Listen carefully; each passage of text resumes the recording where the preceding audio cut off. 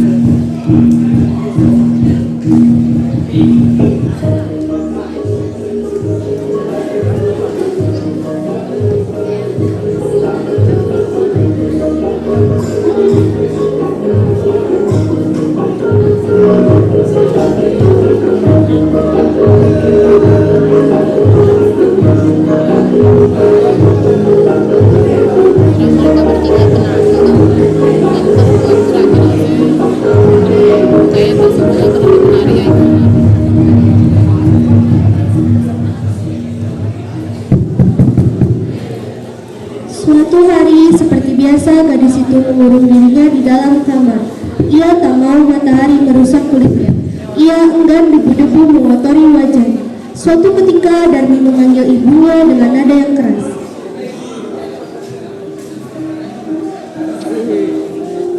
Ibu!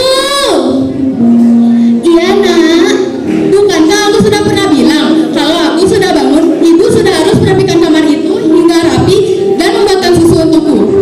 Kamu itu sudah besar nak, kamu bisa mengerjakan semua itu sendiri. Ibu kan tahu aku lagi sibuk. Siang hari pun tiba. Sang ibu mulai bersiap-siap berangkat ke sawah untuk bekerja. Sementara si Darmi tidak selesai-selesainya merias wajahnya di kamar. Sang ibu tidak lupa mengajak Darmi untuk membantunya di sawah.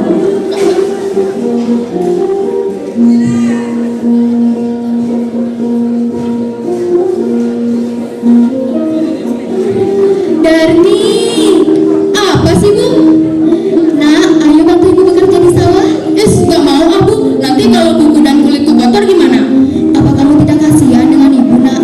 Aku lagi dandan bu, ibu aja yang ke sawah. Karena ibu udah tua, gak mungkin ada laki-laki yang tertarik dengan wajah ibu yang keriput itu. Ya udahlah nak, biar ibu saja yang ke sawah. Mendengar jawaban anaknya itu, sang ibu tidak dapat berkata-kata lagi. Dengan perasaan sedih, ia pun berangkat ke sawah untuk bekerja.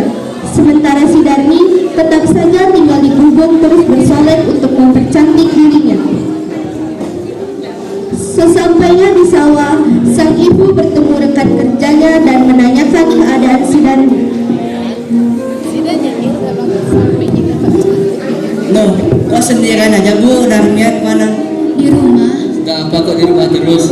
Nggak tahu, mungkin lagi dandan. Hah, dan?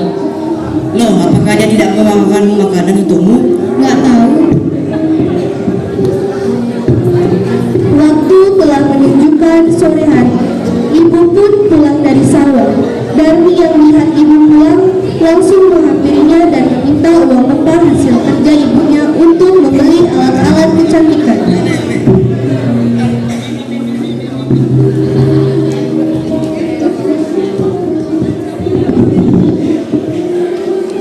Darmi, ibu pulang.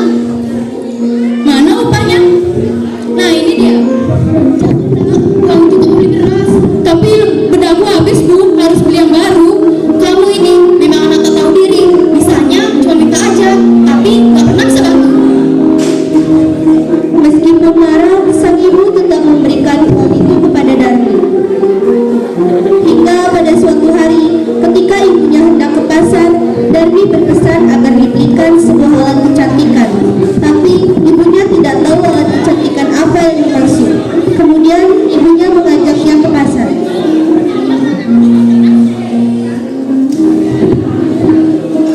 Darmi, ibu ke pasar dulu ya. Bu, belikan aku alat kecantikan lagi dong. Yang mana nak? Ibu nggak tahu. Yang itu loh, masa nggak tahu sih? Ya udah, kalau gitu ayo temani ibu ke pasar. Is, aku nggak mau ke pasar sama ibu. Tapi ibu nggak tahu alat kecantikan apa yang mau maksud nak. Namun setelah didesak, Darmi pun bersedia menemani ibunya ke pasar. Ya udah, aku mau ke pasar sama ibu. Tapi dengan satu syarat, yaitu ibu harus berjalan di belakangku. Kenapa begitu nak? Aku malu pada orang kampung jika harus berjalan dengan ibu. Kenapa harus malu? Bukan kamu ini ibu kandungmu. Ibu tuh harusnya ngaca. Lihat wajah ibu yang keriput dan pakaian ibu yang kotor itu. Aku malu punya ibu berantakan kayak kamu. Ya udahlah nak, kalau itu maumu. Walaupun sedih, sang ibu pun menuruti permintaan putrinya. Setelah itu berangkatlah mereka ke pasar secara beriringan. Darmi berjalan di depan, sedangkan ibunya mengikuti dari belakang dengan membawa keranjang. Meskipun keduanya ibu dan anak, penampilan mereka kelihatan sangatlah berbeda.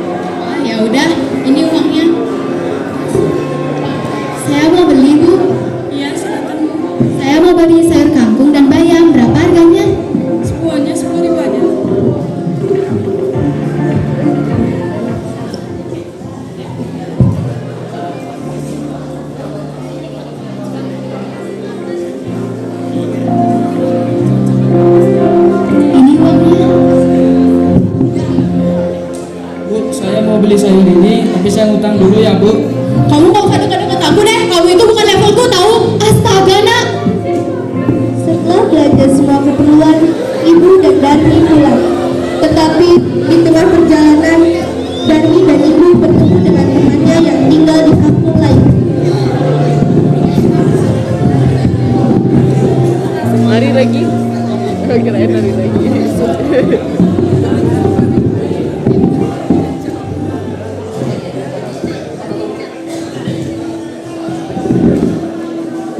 Hai Darmi. Habis dari mana kamu? Aku habis dari pasar. Terus, siapa di belakangmu itu? Apakah dia itu ibumu? Tentu saja bukan. Dia itu budak. Ya udah Mi, nanti kita ketemu lagi ya. Dan. Tidak lama mereka berjalan, mereka bertemu dengan pemuda-pemuda.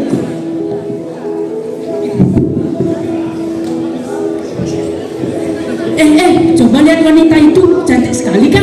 Ya benar, wanita itu pakai bidadari surga, elok parasnya, tak sampai kemenahan untuk menatap keindahannya. Ya, bahkan wanita itu lebih cantik daripada bunga mawar. Rasanya aku tertarik untuk mengenalnya. Tapi yang belakang itu siapa ya? Entahlah siapa ada itu. Aku kasihan itu. Ya, aku kasihan wanita tua di belakangnya itu. Apa mungkin dia itu? Jangan pikir yang macam-macam, nggak boleh menduga orang yang tak baik. Kamu mau kemana? Mau berkenalan dengan dia. Aku Di antara orang yang melihatnya itu, seorang pemuda mendekati dan bertanya kepada gadis itu. Hai cantik, siapa yang di belakangmu itu? Apakah itu ibumu? Bukan, dia itu budak. Hai manis, yakin dia bukan ibumu? Bukan, sudah aku bilang dia itu budak. Pergi sana. astaga, jangan gini ya kayak orang ini meskipun dia budakmu. Alangkah gemukanya sang ibu mendengar semua itu. Hatinya menangis dan dia benar-benar tak berdaya menahan sakit hatinya. Ia berbisik dan memohon kepada Tuhan. Akhirnya si ibu pun berdoa.